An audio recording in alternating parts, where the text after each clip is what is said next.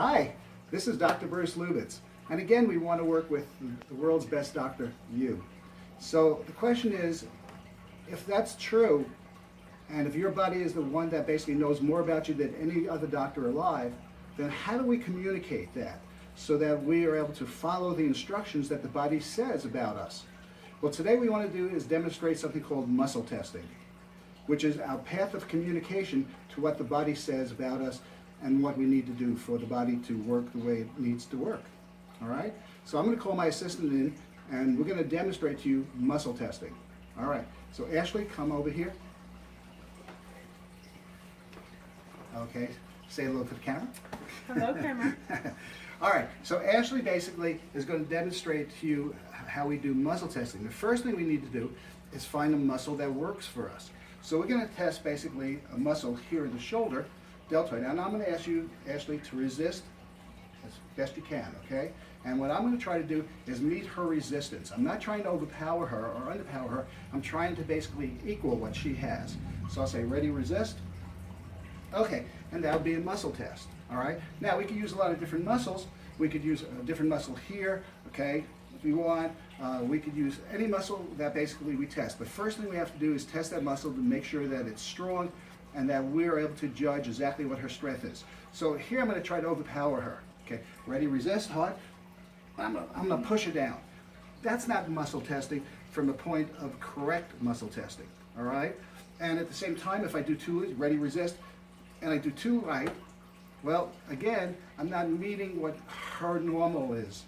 So what you want to do with a muscle test is you want to make sure that you are neutral and that you're not thinking something ahead of time and that you just want to meet her ability, all right? So what we're going to do is when we go to muscle test, good, we use an arm. Now what happens if we use a different muscle? So I'm going to have it go on my table here. Okay. And here we're going to take a muscle, and in this case we're going to just use her hamstrings example as a test. And I'm going to basically make sure I test the hamstring, and I'm going to make sure that it's in an angle so that it is only the hamstring that I'm testing, not necessarily bringing in incorporating other muscles. So ready, Ashley? I'm going to ready, resist.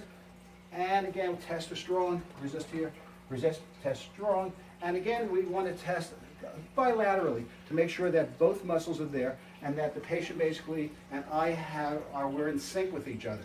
Okay, stand up again, Ashley. That's how we would test like the lower body. So again, we've tested one muscle. I'll turn around again so you can see a different view. I'm going to go this arm here, and I'm going to say ready, resist, Ashley. And again, I'm just meeting her resistance. Ready, resist, good. And sometimes you may have to do that once or twice till you get a feel of that. So that's basically how we would do a muscle test, all right? Now, there's a lot of muscles we could test for. Again, I'm just showing you two simple ones. So now, how do we now communicate? Well, in the last video, I basically told you that the body basically is electrical by nature, and that if what we do is we find out a problem area that the body has, that body will have less electrical current running through it, right? And if we plug into a problem area, all of a sudden that body will basically shut down a little bit. So, again, we go to muscle, resist, and let's say I'm examining her neck, and I'll say to her, okay, go ahead and put your ear to your shoulder. And I'm ready, resist. And we test that. And it's neutral, nothing changes, that's normal. Let's go to the other side, put your ear to your shoulder, ready, resist. Again, nothing happens. Now, that's good. That's a positive, good result. It's negative. So, nothing is wrong with that. Now, let's say we go to her neck, resist, and I test different areas in her neck example. And again, let me turn the camera so they can see that. So, I'm touching here in her neck, and again, she's fine. I'm not finding any problems. Unfortunately, I adjusted her early this morning, so I'm not sure that I'm going to find any problems on her. But let's say I do find a problem. So here I'm touching an area, and all of a sudden, get a little weaker now. Ready, resist, and all of a sudden she drops down. Okay, and a lot of times they'll fight you. What happens? The patient has a tendency to move up and tries to compensate for that when she feels weaker. But when she feels weaker like that, that is an issue. So the next video I'm going to show you exactly how we do a real patient and how we would then test and see what's going on. But once we understand and are able to use the system, we're able to do this for various types of things. As long as we have a way of communicating with the body and finding out what the body wants. That's what our goal is That's what we're looking for, and that's how you are going to use the smartest doctor in the world. So I'll speak to you guys next time. Thanks, Ashley. Thank you very much. All right, thank you very much. All right, guys, have a great day. Thanks for stopping by.